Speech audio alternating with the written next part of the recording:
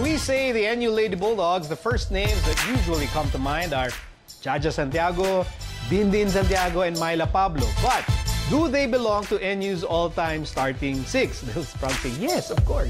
So, Paneng and Bengs, who is in your dream all-time starting six for the NU Lady Bulldogs? So, Bengs, ikaw naman mauna ngayon. Your starting six all-time for NU. Okay. To start off, for my outside hitters, first, Myla Pablo. That's not even questionable. Hindi siya pwedeng i-argue. Myla Pablo can receive well. Myla Pablo can attack. Myla Pablo can block, can serve. So, that's an automatic name there in the list. Also, Panay Mercado's teammate in Petrogas, Kai Nepomuceno, when she started in the UAAP, medyo hindi napapansin.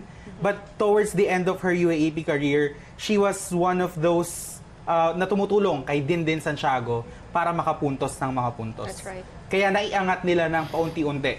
Sa kanila nagsimula yun. Even before dumating yung Santiago sisters, sila Jen Reyes, sila Kai Nepomuceno, inaangat na nila paunti-unti yung NU Lady Bulldogs. Okay, middle blockers. Ito rin, hindi na to dapat pag-isipan. Wala nang tanong-tanong to. No, have to explain it. Jaja Santiago, Dindin Santiago Manabat. There's a reason why NU brought them into the program with Coach Francis Vicente, na sabay-sabay silang umalis sa UST. No, I'm not crying. I'm not crying. But there's a reason, and they delivered naman, na dun sa height na binigay sa kanila, nagawa nila yung dapat nilang gawin. Unfortunately, kulang siguro ng mga kasama, kaya hindi sila nakapag-uwi ng title for NU. But when you talk about individual players, they are definitely in the best of the best for NU. Opposite, Mina Aganon, very underrated player. You rarely talk about her because she doesn't exude that confidence na meron yung mga Santiago sisters. Kasi tahimik lang siya. But when she is on fire, manonotice mo siya kasi talagang yung mga palo niya baon kung baon eh. And then, setter, this is sad, but Joymi Cagande is, for me, already the best setter that they've acquired. That's how much potential she has. Yes, she's that good. Wow. If you've seen the game before she got injured, sobrang precise nung sets niya na ang swerte ng mga attackers niya because they just have to jump high and then hit the ball. Ganon niya kakabisado yung players niya, kaya she deserves to be here. No disrespect to other NU setters who've been in the lineup. Also, libero would have to be Jen Reyes. Isa pang no-brainer. Jen Reyes is Jen Reyes. Kaya she's been with the national team. She's helped many club teams achieve their goals. And up until now, she's continuing to be a name. Yeah, she's a legit star of the sport. She's an ambassador of the sport. Ganun katinding contribution. And that's why Jen Reyes also leads your list, Paneng, yes, of right. the all-time starting six ng NU. Go. Actually, yung choices namin ni Bengs for NU, hindi nagkakalayo. Halos pareho lang yung list namin. But Because yes, great minds think alike.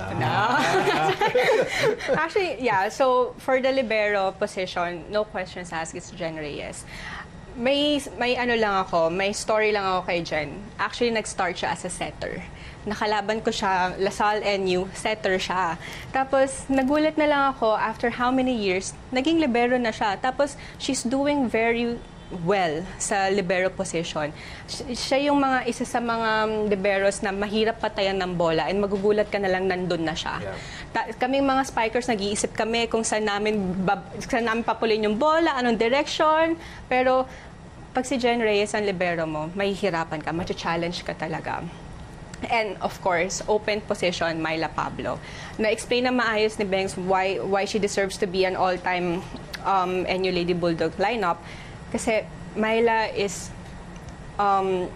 mapagkakatiwalaan, maaasahan, and nagde-deliver sa position niya. Not just sa front line, but pati sa backline. Mababatuan mo siya sa backline spiker, yung service niya, kargado din, and especially, importante din sa open hitters, yung reception. And she has a good reception and defense. For the middle position, Of course, the Santiago sisters. Na, ano talaga sila, nagde-deliver sila ng maayos sa posisyon nila. Hindi sila puro baon na palo, may variations, tapos alam nila kung saan nila ide-direction yung palo nila. And of course, height din kasi nila. Nagagamit nila yung height nila as an advantage to all na blockers nila, mga kalaban nila. And sa setter position naman, ang napili ko si Ivy Perez because Ivy is tall. Ivy knows how to distribute her set sa mga spikers niya. And kilala niya kung ano yung klaseng set ng mga spikers niya. Nadidistribute niya yun ng maayos. And also, she's a lefty setter eh. Minsan na magandang fake to pag frontline setter, tatalon, yung pala papaluin, mas kargado kasi lefty siya. So, yun yung direction niya, yun yung harap na direction niya sa kalaban. And utility, of course, my teammate, Kaine Pomoceno Balwalwa. Mrs. Balwalwa na siya ngayon. So, yun, may kita yung growth niya. Sobrang, like what Beng said, na sa umpisa, hindi mo siya mapapansin, pero habang tumatagal, may kita mo yung tulong niya and yung eagerness niya para maangat yung team niya. Okay, so what's interesting about the lists that you gave, it really contains all-time names. And that speaks volumes about how these players contributed not just the history of NU volleyball, but to Philippine volleyball. And let's say, kunyari, the Santiago sisters, for instance, 20, 30, 40 years from now, I think fans will continue to talk about them. Tama ba, Bengs? Yeah, especially now that they're playing in Japan. They are opening doors for local players to get the opportunity to play abroad. And we have to admit it, playing abroad will earn you more money, but more importantly, earn you more experiences na madadala mo pag dabalik mo dito na matututunan ng mga younger players than you. So that's a big deal. All right, there you go. The all-time starting six for NU, according to our experts, Bengs and Paneng. Time now for our trending video of the day.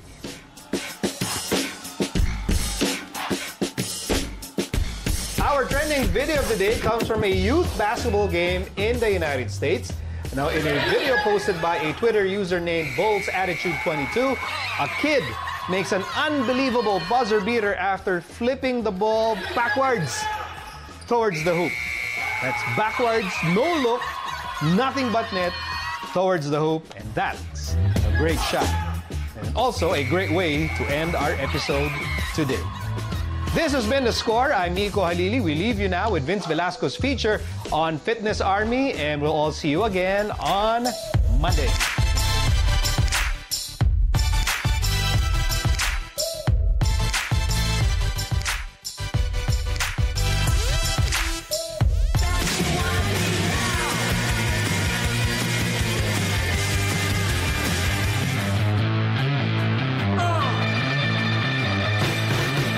Vince Venture, we try the Obstacle Course Challenge here at Fitness Army, BGC. Fitness Army is not just your typical gym. It is a place where you can create a new lifestyle to make your fitness routines more fun and effective. We are with Rendon Lavador, CEO and founder of Fitness Army here in BGC. Yeah. So, Rendon, I have to ask you, what is Fitness Army? We are trying to build a community to get people excited. Kasi ang gusto namin talaga, fitness is fun. Isipin mo, pag pumasok ka, parang a soldier. So you get motivated. Speaking of motivation, speaking of community, we see a lot of people behind me with sort of like this obstacle course establishment. Yeah. Ba't mo naman naisip maglagay ng obstacle course sa gitna ng gym? Kasi ngayon, ano na siya, we are qualified na sinama na sa Olympics, right? Yeah. So, ang dami ng millennials na nahihilig sa sports, even na yung mga ibang sports na powerlifting, nagba-bodybuilding, ibang basketball, gusto na nilang itry yung obstacle course. So, nag-isip kami na why not include one of the highlights, yung obstacle course. And to celebrate their grand opening, Fitness Army BGC opened a one-of-a-kind bootcamp challenge. Gusto naming ipakilala yung highlight natin na obstacle course kasi pag hindi mo kaya yung monkey bars, kailangan mo magpa-kondisyon, kailangan mo magbuhat para at least magagawa mo siya. So yun yung additional motivation. After 5 minutes and 34 seconds, fitness enthusiast JP Garcia finished the grueling obstacle course. What was your technique in being the only one to finish? Pinag-aralan ko yung techniques ng ibang competitors, then pinagsama-sama ko lang. Hindi ko masyadong binilisan kasi kailangan mag-recover yung mga muscles mo before performing another obstacles. Alright, so him being the only finisher here, I'm getting encouraged to try out the obstacle course here at Fitness Army. The monkey bars were a little easy because it's something I'm very familiar with. The rope climbs, I started to feel my arms a bit tired because of course the whole thing is mostly using your upper body. Then came the wheels, the spinning wheels. You have to put one arm in front of the other or side to side. And the challenging part there was the balance. And then came the bicycle, the arm bicycle. That was my favorite, but that was definitely one of the most challenging ones because you're using your grip, but at the same time moving your legs forward in the momentum. Alright, so by the time I got to the octopus rig, I had to do different techniques. First off, I was just trying to use my momentum, swinging and sliding forward, but then I realized my grips were gone. So by the time I got to the chains, I don't think I could even possibly make it. But it was definitely worth the challenge, and I'll definitely come back. And that wraps up our Fitness Army Obstacle Course Challenge for today. Keep it here for more Vince Ventures, only here on The Source.